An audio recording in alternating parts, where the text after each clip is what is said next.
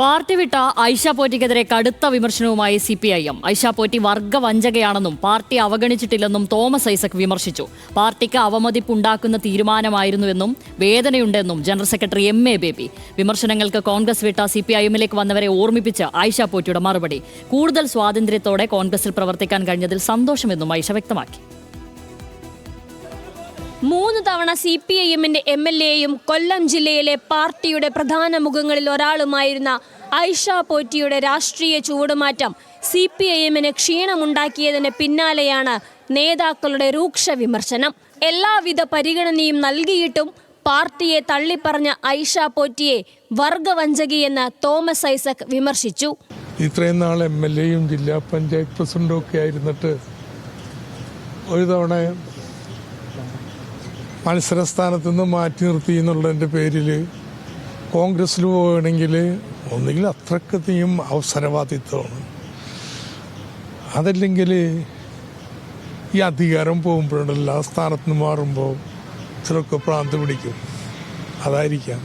ഐഷയുമായി നല്ല വ്യക്തിബന്ധമുണ്ടായിരുന്നുവെന്ന് വ്യക്തമാക്കിയ party general secretary കൂറുമാറ്റം വേദനയുണ്ടാക്കുന്നുവെന്ന് അഭിപ്രായപ്പെട്ടു. അവഗണിച്ചെന്ന ഐഷയുടെ കുറ്റപ്പെടുത്തലിന് സ്ഥാനങ്ങൾ നൽകിയത് എണ്ണി പറഞ്ഞ സെക്രട്ടറിയുടെ മറുപടി. പാർട്ടി ഒരുപാട് പ്രശസ്തിയും അംഗീകാരവും നിക്ഷേപിച്ചിട്ടുണ്ട്. ഈ ജില്ലാ പഞ്ചായത്ത് പ്രസിഡന്റ് ആകാതിരുന്നു, 3 തവണ MLA ആകാതിരുന്ന ഒരു അഡ്വക്കേറ്റ് ഐഷ പോറ്റി കോൺഗ്രസിൽ ചേരുന്നു എന്തെങ്കിലും വാർത്തയാകുമായിരുന്നു? ഇല്ലല്ലോ.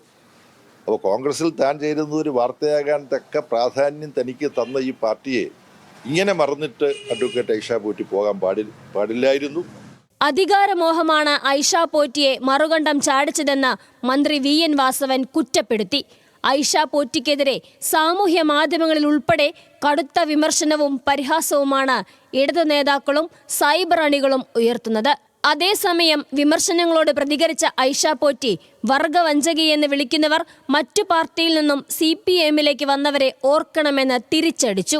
ഇപ്പോൾ ഇന്ന് സോഷ്യൽ മീഡിയയിലൊക്കെ നിരവധിയായിട്ടുള്ള വർഗവഞ്ചകി എന്നും ഒക്കെ പറഞ്ഞിട്ട് എന്തൊക്കെ ഭാഷകൾ പറയാമോ അതെല്ലാം പറഞ്ഞിട്ടുണ്ട്. അപ്പോൾ എനിക്കും ഒരു തോന്നലുണ്ട്, നിങ്ങളുടെയൊക്കെ പ്രസ്ഥാനത്തിൻ്റെ ഭാഗമായിട്ടുള്ള സരിനടക്കം ശോഭന ജോർജ് അടക്കം എണ്ണിയാൽ തീരാത്ത ഒട്ടേറെ പേർ ആ പ്രസ്ഥാനത്തിലേക്ക് എത്തുമ്പോൾ അതിൻ്റെ പേരെന്താന്നുകൂടി എനിക്ക് ഒന്ന് ചോദിക്കാനായിട്ടുണ്ട്.